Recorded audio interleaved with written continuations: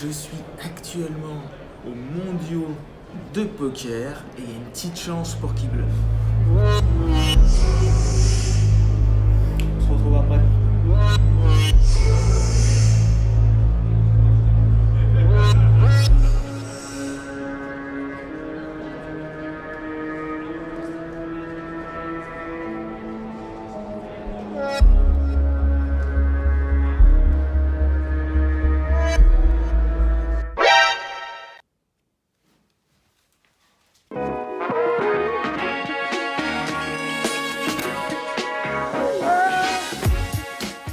Bonjour à tous. Alors vous l'aurez compris, aujourd'hui on va se concentrer sur la troisième et dernière partie de ce cours sur le calcul fractionnaire. Cette dernière partie portera sur l'addition et la soustraction de fractions. C'est la dernière partie où on a uniquement des calculs portant sur des fractions. Alors j'ai dit additionner et soustraire, c'est deux choses, mais en fait on va se rendre compte que la méthode pour additionner, c'est la même que pour soustraire. Donc cette partie de cours additionner et soustraire des fractions sera composée d'une seule et même idée qu'on va d'abord détailler en exploitant l'addition de fractions dans un exemple. On va donner une méthode pour l'addition et en fait on va voir qu'elle s'adapte pour la soustraction de fractions. On en donnera aussi un exemple. Allez, c'est parti!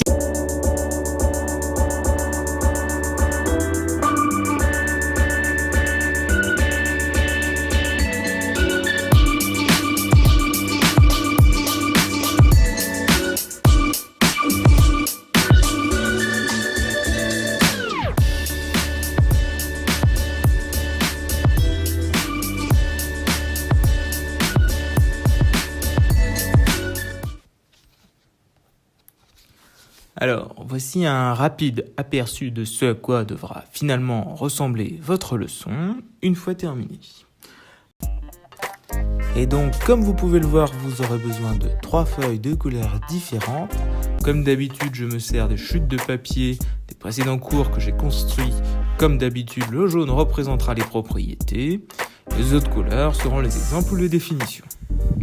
De votre trousse et de votre matériel de géométrie et ciseaux. Ceux qui ont parfaitement compris comment découper les rectangles, je vous ai caché dans l'écran un endroit où il faudra vous rendre dans la vidéo en vous référant à la petite ligne qui fait découler le temps en bas. Pour les 4 premiers rectangles, moi j'ai choisi la couleur rose et un vert. 3 roses et un vert. Le vert pour faire le fond, parce qu'on va découper nos rectangles à l'intérieur. Donc ce sont des rectangles de 12 cm par 8 cm. Donc je répète, des rectangles de 12 cm par 8 cm.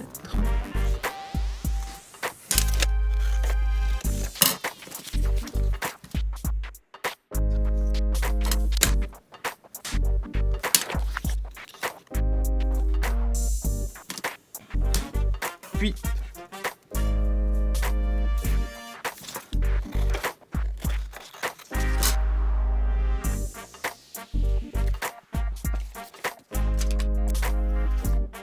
dans ces carrés de 12 cm par 8 cm, nous allons donc tracer des carrés de côté 4 cm, des carrés de côté 4 cm, et ça je vais le faire sur un papier rose, un papier vert. Ensuite, à l'aide de mon crayon à papier, je vais tracer les diagonales de chacun de ces carrés. Vous allez voir que ça va être bien utile pour la suite. À l'intersection de ces diagonales, je vais tracer des cercles de rayon 1,5 cm. Ils rentreront donc dans mes carrés. Et il faudra donc tracer 6 cercles. Après avoir tracé vos cercles, vous pourrez tracer des parts de ces cercles, des fractions de ces cercles. Et vous devez faire les mêmes que ceux qui sont faits à l'écran. Voilà, une fois que vous avez ce qui est à l'écran, vous aurez notre premier exemple. Et donc, tel que c'est affiché à l'écran, ce sera le dessus. Et nous allons donc décalquer sur le dessous, c'est-à-dire au verso, exactement les mêmes formes au feutre. Ensuite, vous découperez l'intérieur des disques, en tout cas tout ce qui n'est pas entouré en noir. Donc je répète, on découpe tout ce qui n'est pas entouré en noir et qui est compris dans les disques. Ensuite, vous allez faire un découpage bien particulier au milieu, dans le sens de la longueur, en découpant les deux carrés de droite, mais en laissant joints les deux premiers carrés à gauche. Il faut bien qu'ils restent non découpés.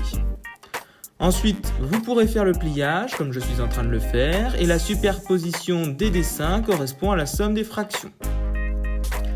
Ensuite, vous prenez votre feuille de dimension 12 cm par 8 et vous allez faire, sur la feuille verte, les carrés comme je l'avais expliqué en début. Une fois que c'est fait, vous pouvez tracer en pointillé l'écart à l'intérieur des disques. Enfin, vous voyez que j'ai rencontré une petite difficulté sur mon disque plein, puisque si je le plie, c'est-à-dire que je l'additionne à quelque chose, il ne doit pas être divisé en deux. Donc vous avez deux solutions, soit vous le découpez et vous le collez au fond, soit vous en faites un deuxième, de sorte à ce que quand on le plie, il reste entier. Enfin, je vais superposer ma feuille rose au-dessus de ma feuille verte et je vais scotcher le carré qui se situe tout en bas à gauche à la feuille verte.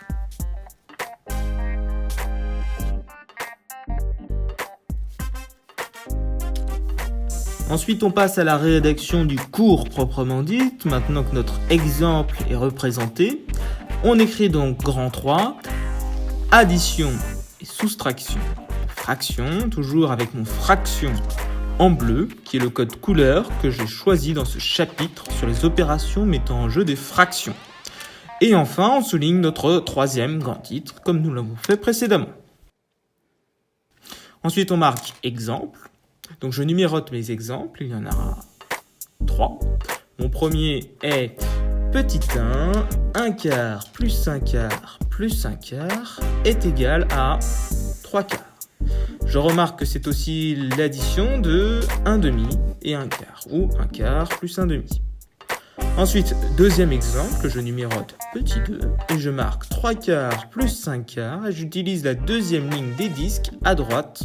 Ça doit être bien aligné avec vos représentations, et je vois qu'en pliant mes 3 quarts avec la somme de 4 quarts plus 5 quarts, j'obtiens 2, donc je l'écris.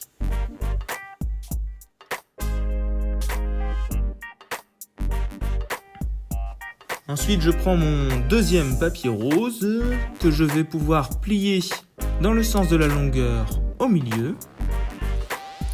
Une fois que c'est fait, je colle la partie inférieure sur laquelle j'ai plié et au-dessus, je marque en pliant une fraction est un nombre. L'exemple qui correspond à ceci, c'est 7 dixièmes plus 4 dixièmes. J'ouvre mon papier rose et je vais refaire mon tableau sur les rangs des chiffres dans un nombre. Donc, bien au centre, en haut, je marque les unités dans le sens de la largeur. Après les unités, c'est-à-dire en me dirigeant vers la droite, je marque les dixièmes, puis les centièmes, puis les millièmes, etc. Et avant la virgule, c'est-à-dire avant les unités, c'est-à-dire à gauche, le chiffre des dizaines, puis celui des centaines, puis celui des milliers, puis celui des dizaines de milliers. Et vous pouvez continuer ainsi de suite jusqu'à ce que vous n'ayez plus de place. Enfin, je place dans ma colonne des dixièmes, car mes fractions à gauche sont des fractions sur 10, donc des dixièmes. Les nombres qui sont à gauche, je les mets dans la colonne des dixièmes. Puis, comme j'ai prévu 3 lignes, je peux poser mon addition dans les colonnes. J'en profite pour insister sur la différence entre dixième, qui se situe après la virgule, et dizaine, qui se situe avant la virgule.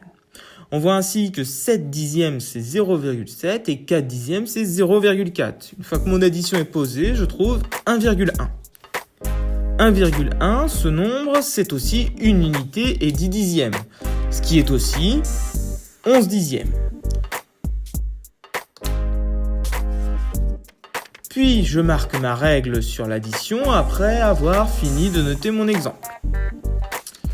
Ma règle est la suivante, je marque en rouge pour additionner ou soustraire des fractions, premier tiret, si elles ont même dénominateur.